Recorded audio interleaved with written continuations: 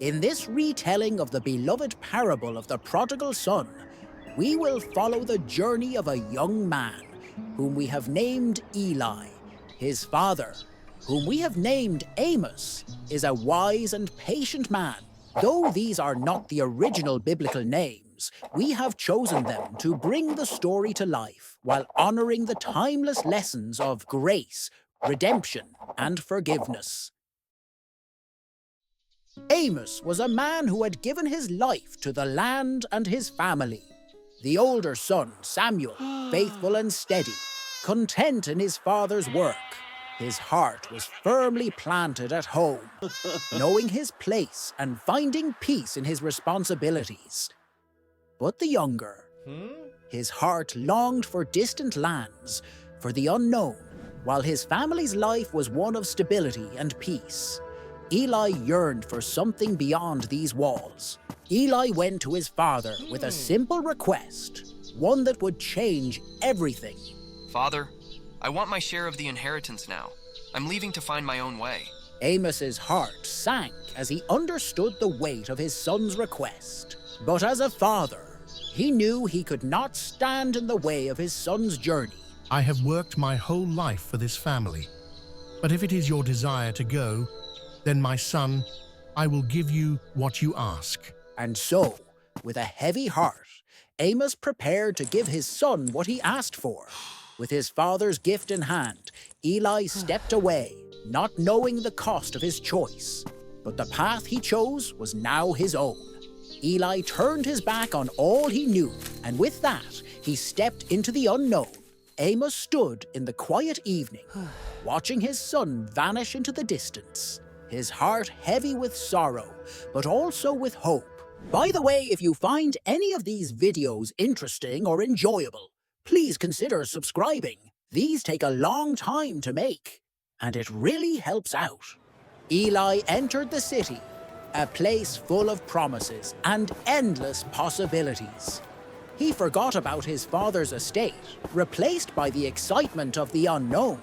The city seemed to welcome him, offering everything: wealth, laughter from new friends, and the pleasures of the moment. He felt on top of the world. His money seemed endless, and with every coin spent, his happiness grew. But the more he spent, the closer he came to losing everything. Freedom was all he had ever wanted, and now he was living it fully. Surrounded by temptations, the lessons of home were forgotten. The world promised everything. As days passed, his money started to run out. The excitement of his new life slowly faded. Even though the world still offered everything, something inside him felt empty. The city that had welcomed him now seemed distant, and he had to face the consequences of his choices. The parties, the laughter, and the music were still there, but he felt like a stranger in the life he had chosen. The joy once found now felt like a distant memory. The truth hit hard. The world that had once embraced him now seemed cold. His wealth and status felt useless. The freedom he had longed for had come at a cost, and he was left to reflect on the choices that led him here. One by one, his riches slipped away. The people who had once surrounded him disappeared, leaving nothing but regret. With no money left, the world he had once loved now seemed like a memory. The joy and wealth were gone. Now only emptiness remained. Eli wandered the streets. The city that had once welcomed him now felt cold. He was hungry and tired. The pig's food, once something he would never have touched, now seemed like a lifeline. Then, in his despair, a thought hit him. What if he went back home? What if there was still a way back? He thought about his father's house. The servants there had plenty to eat, far more than he had now. Eli's path was uncertain, but his heart knew it was the right one. He was going home, no matter the cost, no matter how broken he was. He would return to his father. Amos stood at the edge of his estate, his heart aching with longing. He had been waiting, watching, praying, hoping for his son's return. And in the quiet of the evening, he saw something in the distance.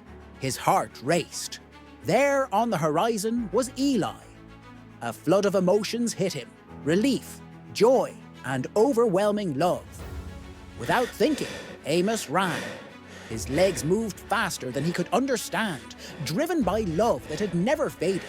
When they finally met, everything else seemed to stop. My son. Eli was speechless, overwhelmed by the love his father showed. In that moment, all the years of separation, pain, and shame faded away. He was home, but Eli, still feeling guilty, pulled back for a moment. His eyes were filled with regret, and his heart was torn. Father, I have sinned against heaven and against you. I am no longer worthy to be called your son. Amos looked at him with compassion, no anger in his eyes. You are my son, and you are lost no more. Without hesitation, Amos ordered the best robe and the family ring to be brought. The feast was to begin. This was a day to celebrate, for the son who was lost had been found. As they walked toward the house, the sounds of celebration filled the air. That night, the table was set and the feast began. The past was forgiven and a new beginning started. But from the fields, Samuel, the older son, came back. The sounds of celebration reached his ears. Unable to hold back his feelings, Samuel asked one of the servants, "Why is there a feast? Why are they celebrating?" The servant, with a knowing smile, explained, Your brother has returned, and your father has ordered a feast to celebrate his homecoming. The words hurt Samuel's heart, but they also made something inside him break. He had stayed, worked, and obeyed. Yet his brother, who had wasted everything, was being treated like nothing had happened. Unable to hold back his frustration, Samuel stormed into the feast, his voice breaking the joy. "You never gave me a feast like this. But he who wasted everything is welcomed home like a king. He shouted. I've been here, working, while he squandered everything. Why does he deserve this?" Amos's heart ached as he looked at Samuel, his son who had stayed, worked, and obeyed. He spoke gently, but with the love only a father can have. My son, you are always with me, and everything I have is yours. But we must celebrate and be glad, because this brother of yours was dead and is alive again. He was lost and is found. As the celebration continued around them, Eli sat with Amos, his heart heavy with gratitude. He had once been lost. He had wasted much, seeking fulfillment in empty places. But in his father's forgiveness, he found something that was deeper than any treasure he had once sought: his father's love. And so, as Jesus was telling this parable, the true meaning became clear. This was not just the story of a son returning home. It was a picture of God's unending grace and mercy. No matter how far we wander, no matter how lost we may feel, God, like Amos, will always welcome us back with open arms. His love does not waver. His forgiveness knows no bounds. And his heart is always ready to embrace us. And just like that, we are reminded that no matter how far we fall, no matter how broken we may feel, God's love is always there, waiting, patient, and ever present. His arms are open wide, ready to heal, ready to restore. And all we need to do is turn back to him.